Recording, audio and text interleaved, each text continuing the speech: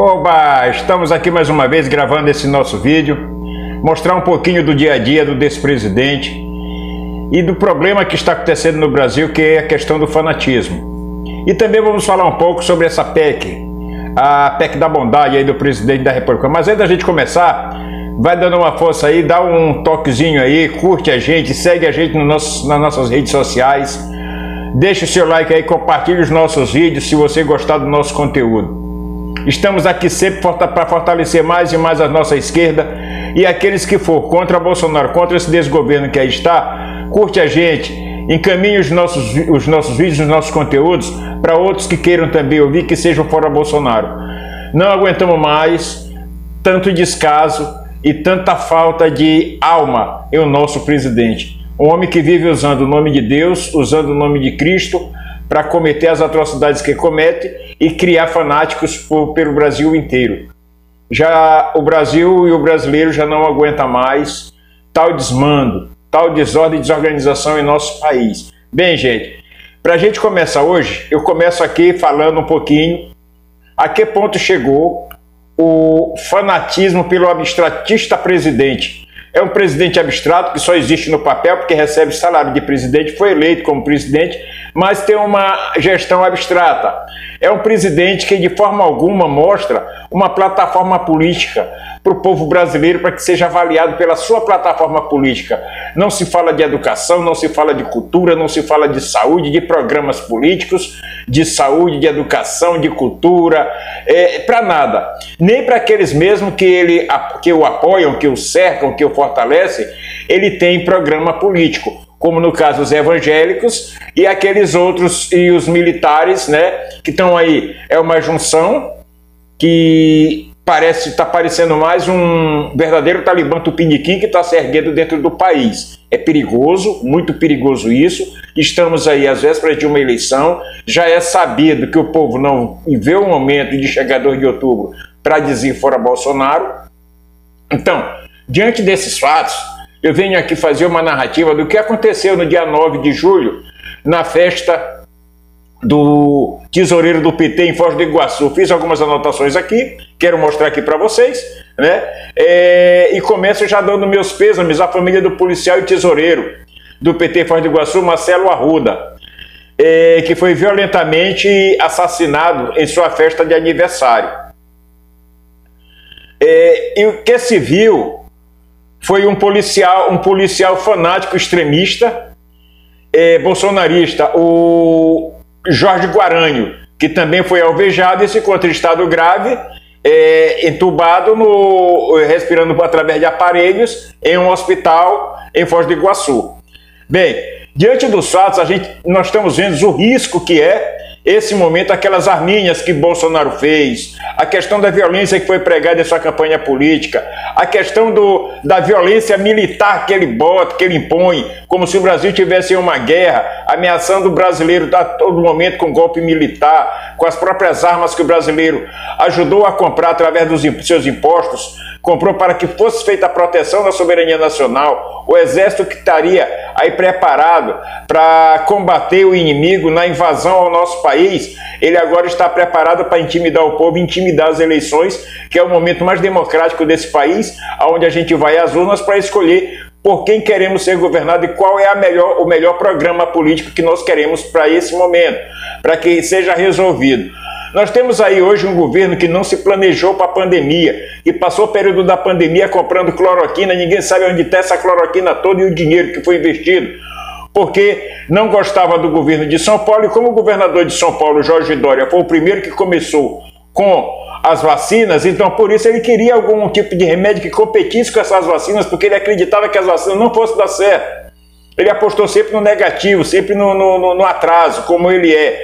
Hoje empregou na cabeça de alguns brasileiros, analfabetos políticos, uns que vivem em caserna e outros trancafiados o dia todo dentro de igreja, que dizem que lê a Bíblia, mas não segue a Cristo, ou segue a Bolsonaro, tanto que fazem manifestações e passeatas que era para Cristo. Hoje, as caminhadas são para Bolsonaro, que pega o microfone para xingar o Lula o tempo todo, um presidente que não faz uma oração. Que presidente evangélico é esse?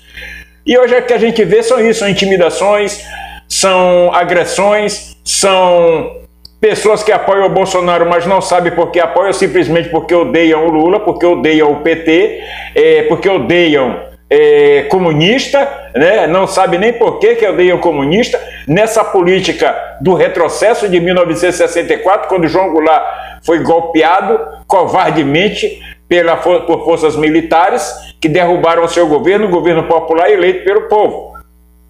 Aí começou-se a violência no país, e quando aqueles que tentavam se defender e defender o país, que eram civis contrários ao golpe, então aqueles ali passaram a ser marginalizados.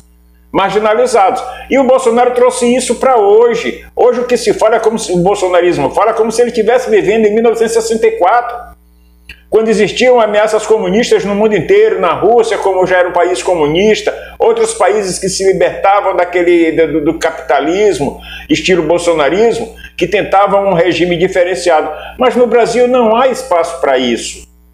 Não há espaço para isso. Simplesmente Bolsonaro encontrou terreno fértil na cabeça de evangélicos e militares que vivem nas casernas. Foi isso.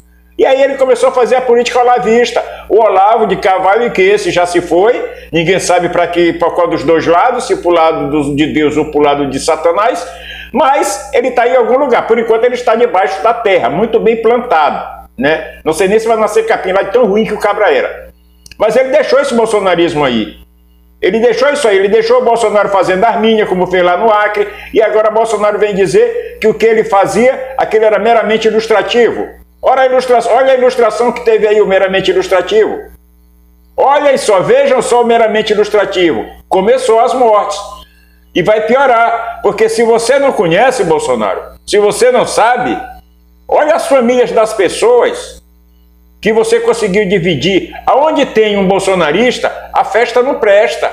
Aonde tem um bolsonarista, não se discute política, não se conversa sobre política. É ruim até para se falar qualquer tipo de assunto próximo ao bolsonarista, porque ele é agressivo. É isso que o presidente dele, que o mito dele passou para ele, que ele tem que ser assim. Ele tem que andar com uma arma na cintura, ele precisa matar o bandido, ele precisa sacar da arma e atirar quando ele se sentir pressionado.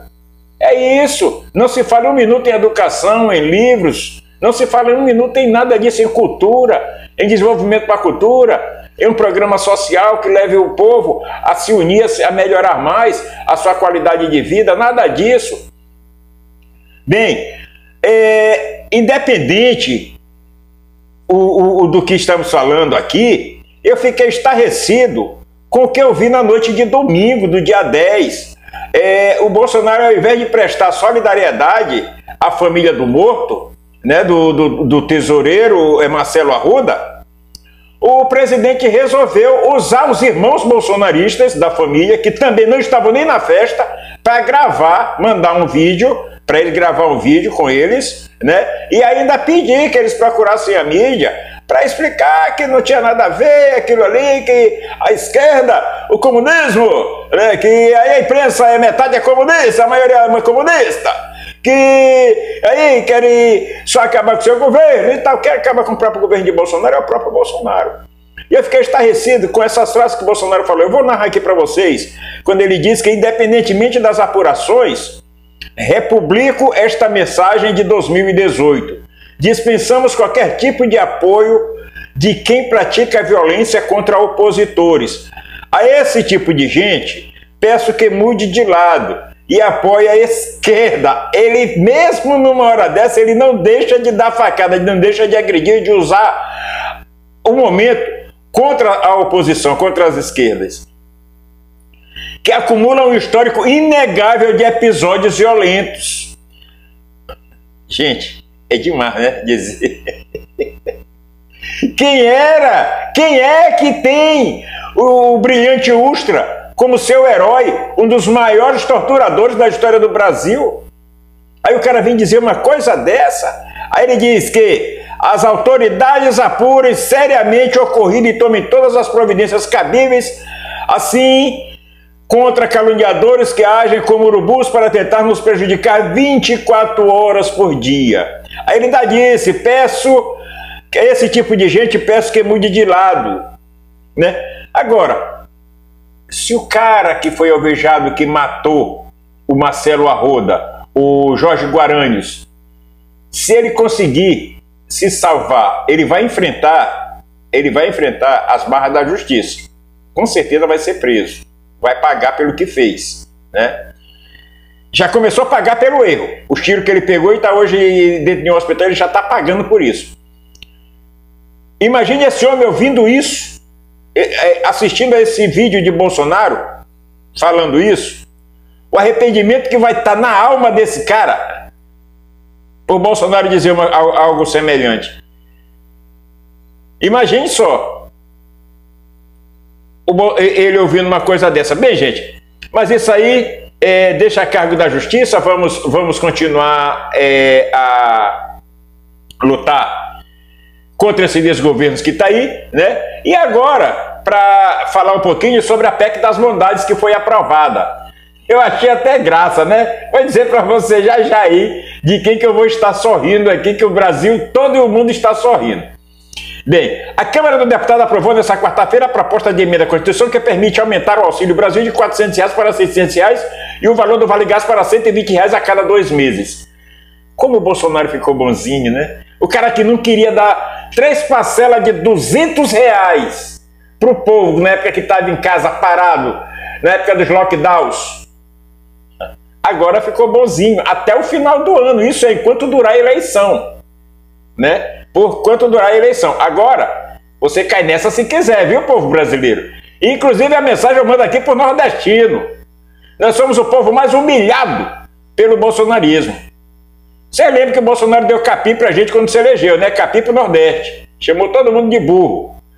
E o pior, que tem bolsonarista no Nordeste ainda demais, né? Que não se respeita, não se dá o respeito e não respeita o seu povo. Porque o nordestino que se dá respeito não apoia Bolsonaro. O texto ele foi aprovado por 469 votos a favor e 17 contra. Houve 2 abstenções. O texto deve ser promulgado em sessão do Congresso Nacional ainda esta semana. O pacote de benefícios aprovado a 81 dias das eleições terá um custo estimado em 41,25 bilhões. Depois da promulgação da PEC, o governo deve começar a pagar os benefícios a partir do dia 8 de agosto. As medidas vão durar somente até o final do ano. Totalmente eleitoreira, né? A PEC ainda autoriza um repasse de 3,8 bilhões aos estados para dar competitividade tributária aos produtores de etanol frente à gasolina. Aê, agora chegou onde eu queria. Bem, o auxílio para caminhoneiro, R$ 1.000. Vai ser estudado como será dado o auxílio para os motoristas de táxi. Mas você sabe quem é que faz as motocicletas e que ficou fora? Os motoqueiros. Os motoqueiros que andam aí com ele para cima e para baixo desse Brasil inteiro fazendo motocicleta. Bando de otário, vocês não vão receber auxílio. Vocês não estão incluídos para receber o auxílio. Não estão. Ficaram de fora. Vocês vão lá pegar migalha, aqueles R$100 que ele dá para vocês, botar combustível para ficar correndo atrás dele, para aparecer na foto dele, que só ele aparece naquela foto, só ele ganha respaldo com aquela foto em cima do gado que se empolga com aquilo ali. Bolsonaro conseguiu enganar aos filhos de Deus, comprou vários pastores que hoje se vestem em peles que são lobos, verdadeiros lobos vestidos em peles de cordeiro.